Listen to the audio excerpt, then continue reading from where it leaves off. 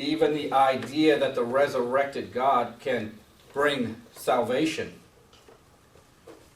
was a common story. Especially because of what was happening in the Middle East around that time. Farming. I know today we don't really associate farming with miracles and resurrections and salvation. But it was. I have yet to see where they have decided the issue, but from everything I've read up to this point, farming started somewhere about like 5,000-6,000 years ago in either China or India. They're still both contending over who has it.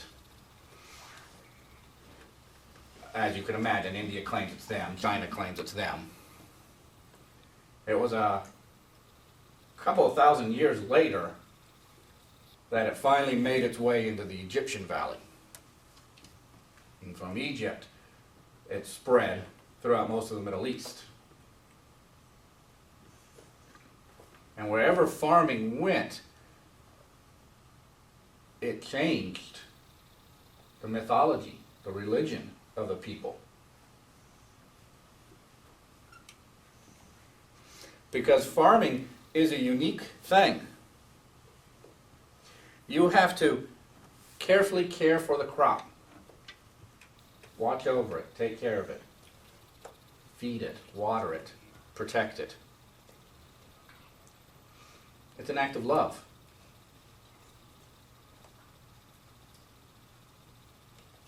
And at the end of its cycle, when the crop has grown as much as it could, when it's ripened, you have to take this thing that you have nurtured and cared for and protected, sometimes even protected through the night. You have to kill it. We call it harvesting, and we use big machines that are these days air conditioned with CD players. And I wouldn't be at all surprised if they don't have GPS in them, so the farmer knows exactly where he is in his field. That's true.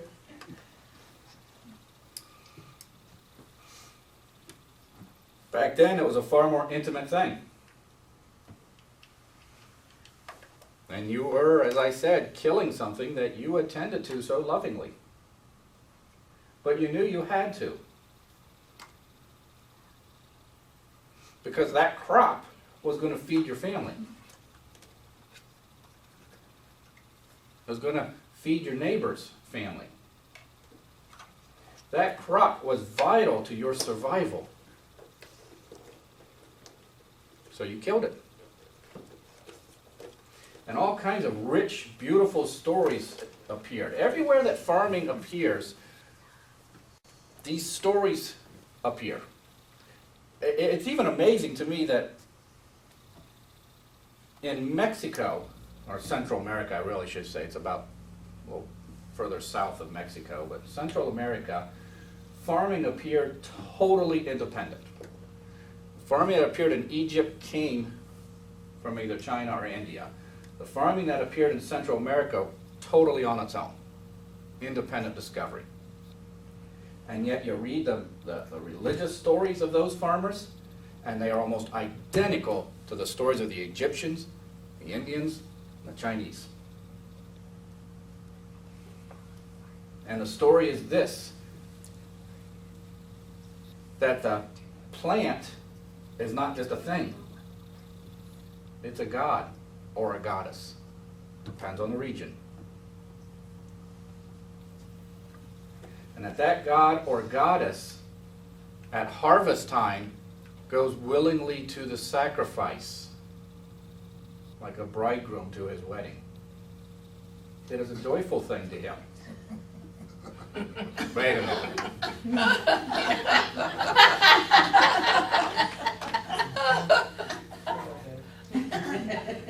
So you didn't hear the wedding march at your wedding, did you? It was more of a funeral dirge.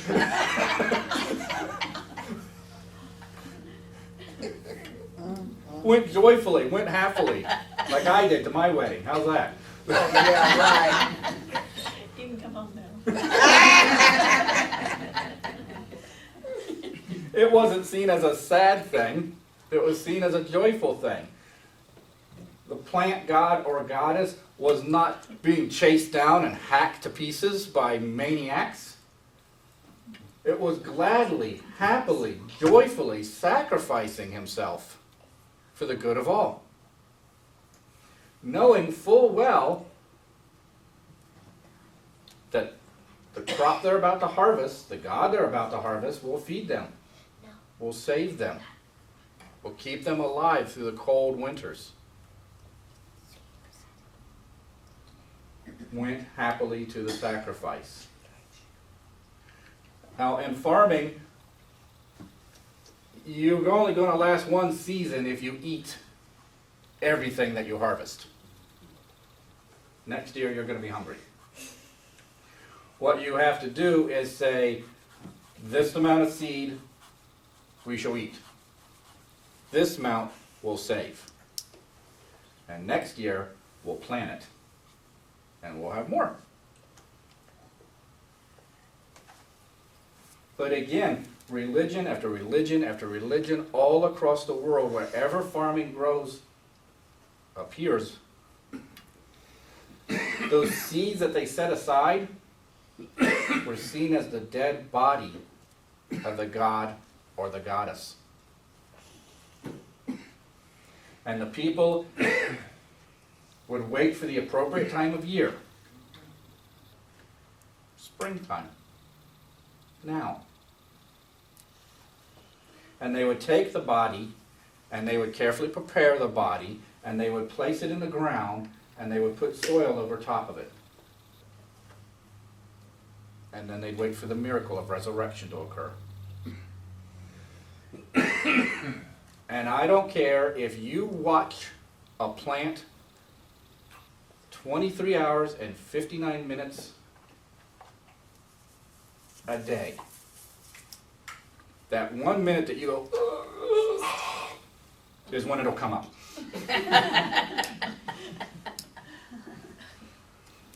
Always happens. The minute you're not paying attention, that's when it pushes the soil aside and the body physically resurrects.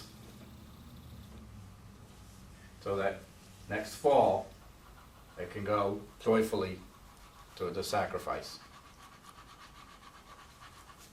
Everywhere that there is farming, there is that story.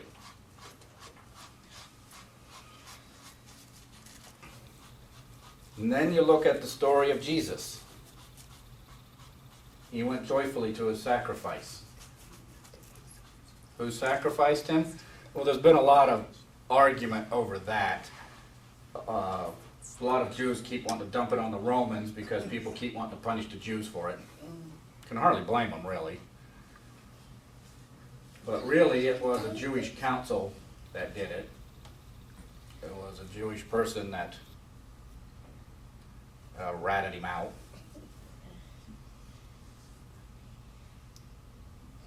It was the people that lined the roadway and watched as he went by. He went willingly to his sacrifice. It was his own people who committed the sacrifice.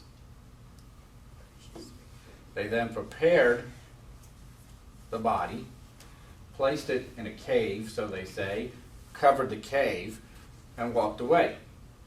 And when nobody was paying attention, the body came out, physically resurrected.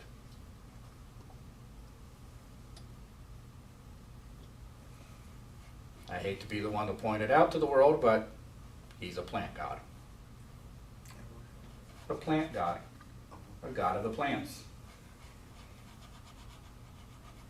The body they planted was the seed left over from last fall's harvest.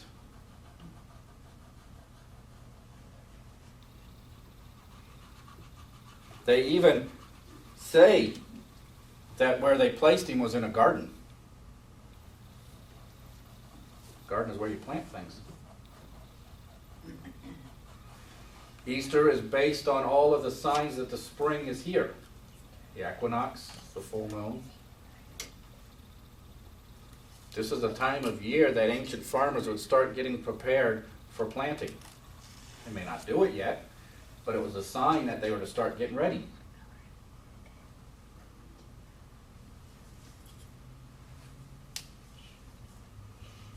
And how did they honor his sacrifice?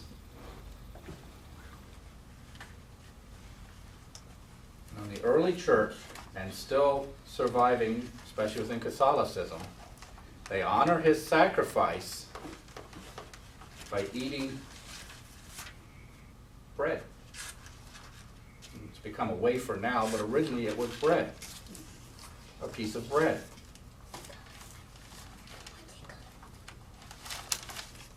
Same with the plant god. Any plant god. If a plant god of wheat, you honor their sacrifice by eating the bread.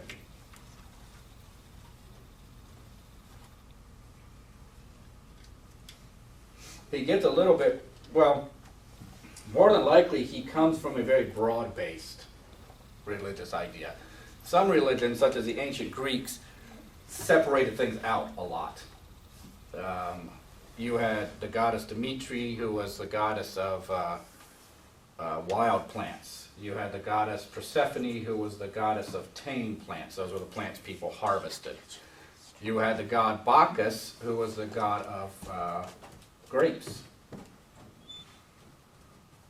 But the grape was considered Bacchus's body, and you made wine out of his body. You drank of the blood of Bacchus. Jesus probably came from a very much broader idea where the plant god encompassed everybody. Wild plants, tame plants, wine. And they honor him. Wine, the blood of Christ. Bread, the body. They were being literal back then.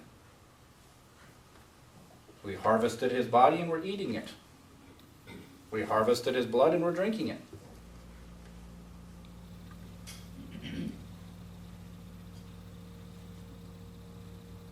Well, somewhere along the way, a lot of that got mixed up with some Jewish mysticism.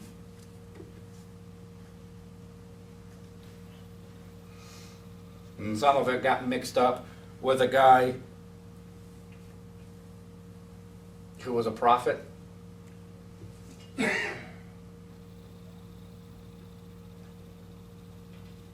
All got mixed and muddled together until we got the current story.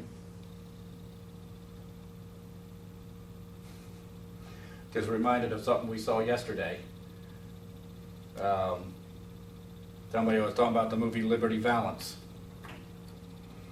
At the end of that movie, somebody says, when people believe the legend, print the legend. You don't worry about the facts anymore. It's the legend that matters.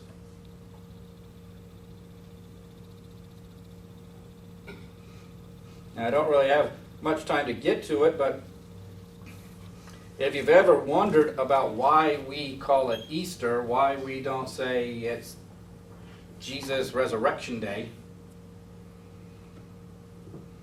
it's because there was an ancient plant goddess by the name of Easter. She went by a lot of names. Easter, Eos, East, Ishtar, Isis. But wherever she was, she's a plant goddess. She too would sacrifice herself once a year for the good of all.